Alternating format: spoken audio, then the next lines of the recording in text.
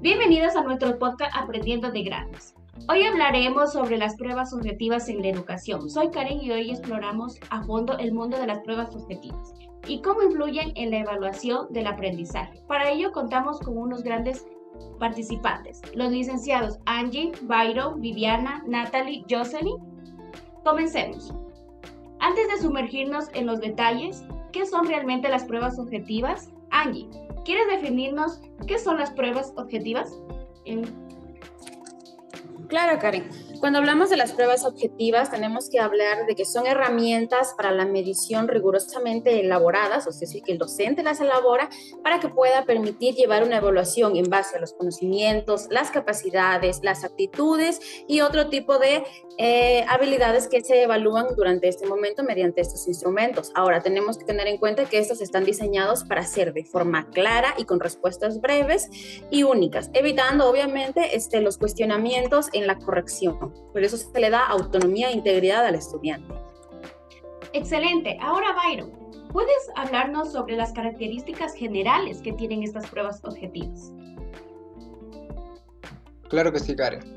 Dentro de las características que encontramos en este tipo de pruebas, encontramos que dentro de las respuestas cerradas, el estudiante elige, señala o completa con elementos concretos.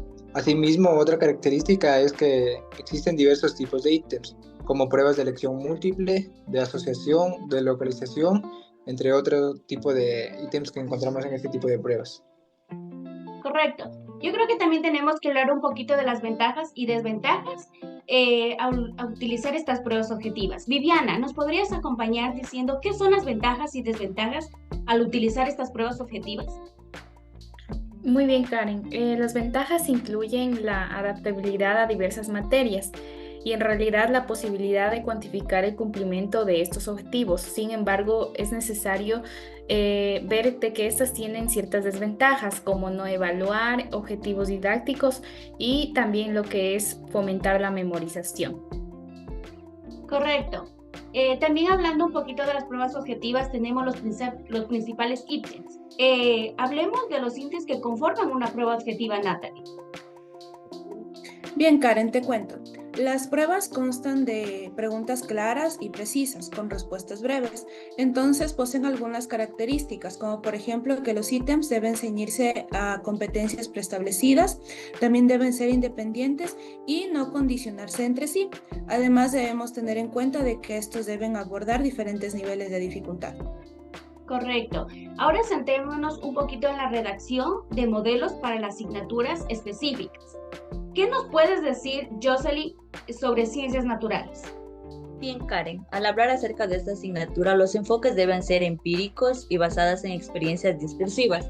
Es decir, como docentes tenemos que tener aquella habilidad de relacionar la ciencia con otras formas de conocimiento y aspectos éticos. También es importante tener las concepciones del docente sobre la naturaleza y los conocimientos de esta ciencia para poder impartir a los educandos. Correcto. También podemos hablar, Viviana, ayúdanos lo que es lo que podemos destacar en lo que es matemática. Bien, Karen. Por ejemplo, en matemáticas se promueve el aprendizaje mediante la resolución de problemas. El reto radica en determinar conjuntos de problemas que utilicen nociones matemáticas como herramientas de resolución. Todo esto valorando las manifestaciones de los conocimientos de cada uno de los alumnos. Correcto. Byron, ayúdanos compartiendo las perspectivas que tienes para lengua y literatura. Claro que sí. Dentro de lengua y literatura es crucial entender el lenguaje como un objeto social y sobre todo cultural. La formación debe orientarse hacia situaciones didácticas que desarrollen la comprensión de usos y sobre todo formas del lenguaje. Para finalizar, tenemos, Angie, qué nos dices sobre estudios sociales? Bueno, cuando estamos hablando de estudios sociales, nos estamos hablando sobre una metodología un poquito más variada. Estamos hablando de temas de itinerarios, de diarios de campo, estamos hablando de observación y sobre todo las técnicas que se pueden adaptar a nuestra población. La planificación que hacemos entonces es más efectiva durante el proceso de aprendizaje. Correcto. Bueno, ha sido un placer tener como licenciados estos participantes en este episodio sobre las pruebas objetivas en la educación. Esperamos que hayan encontrado una valiosa información y sobre todo las pruebas que influyen en la evaluación de aprendizaje. Nos vemos hasta la próxima.